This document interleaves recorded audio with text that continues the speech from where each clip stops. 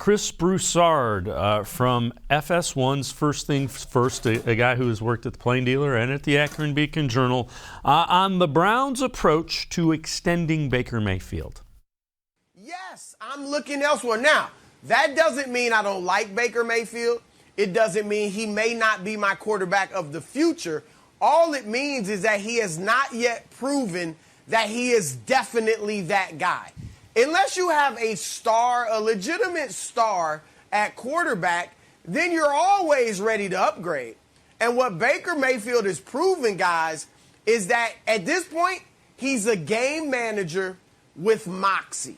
He's a game manager with swagger. He got his swag back. Oh, that's what he is. All right? He's Jim McMahon. He's Jim McMahon. Remember Jim McMahon? Jim McMahon was a game manager with amazing swag. And look, so much. You won a Super Bowl with Jim McMahon. You had one of the best defenses ever in Chicago and one of the greatest running backs, arguably the greatest, in Walter Payton. If you get that in Cleveland, and obviously Nick Chubb, Kareem Hunt aren't the greatest running backs ever, but that's a great running game. The defense has not lived up to what it needs to be. My point is this: Baker has not yet shown that he's definitely the guy. So this summer, I'm looking at Aaron Rodgers. I'm kicking the tires on Russell Wilson. And if Deshaun Watson's able to continue his career, I want him. So, Hayden Grove, I get where Chris Broussard is going. Jim McMahon's actually that's not a bad analogy, because if you think about it, Jim McMahon's teammates loved him and loved playing with him, and I think that's one of the strengths of Baker Mayfield. I don't know that the Browns have a read on if he's the guy or not. I honestly think this year kind of throws the whole thing murky, because you can't get a really good read on exactly how far Baker Mayfield has progressed. I think the shoulder's bothering him more now, the leg, the foot, everything. I mean, he's just getting beat up. Yeah, I don't think they have to. I think they got 7 games left. I mean, they don't have to make a decision right now. They can just evaluate and see where they're at. And then, Baker Mayfield comes out and they go 5-2 down the stretch and they end up at 10-7, or they go 6-1 down the stretch and win a bunch of games. And then you're talking about, a team that's what? I'm really bad at math, like I said. So they lose.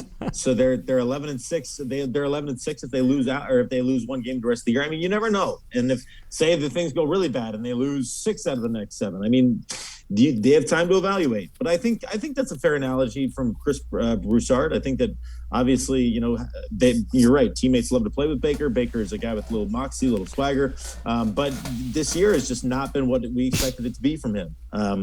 I think obviously the completion percentage is up, but he's not throwing the ball down the field as well.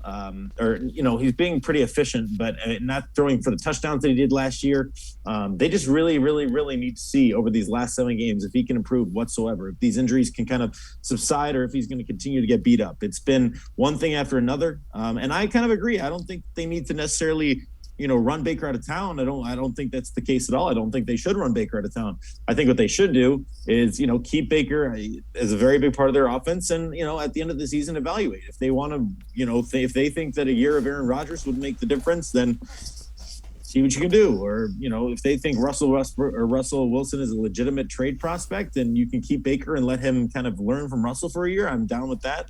But I'd rather Baker Mayfield be the quarterback of the future, be the guy for the Browns, be the guy that everybody wants him and expects him to be. And I think that he can still be that guy. I don't think that there's any reason, why he couldn't do that, especially when healthy, especially when, another year under his belt. But this year has just not been what fans expected. And, maybe it does go back to the shoulder injury that happened in week 2, where he's had to play with that harness, and it's just been difficult for him. And I think this whole year has been difficult on him physically, mentally, and emotionally. So, he's got 7 games to have it and to play, and the Browns have 7 games to evaluate. And then after the season, they can say, okay, either we're going to look in another direction and maybe get some help here, or, Baker's the guy, and we're going to bring him into next year, and then, maybe potentially give him a contract extension. We'll see. The other thing is if they don't have a really good read, you could always franchise them. It doesn't really work out the way you want it to normally. But if they can't get a true read, there are mechanisms for them to extend it beyond that year.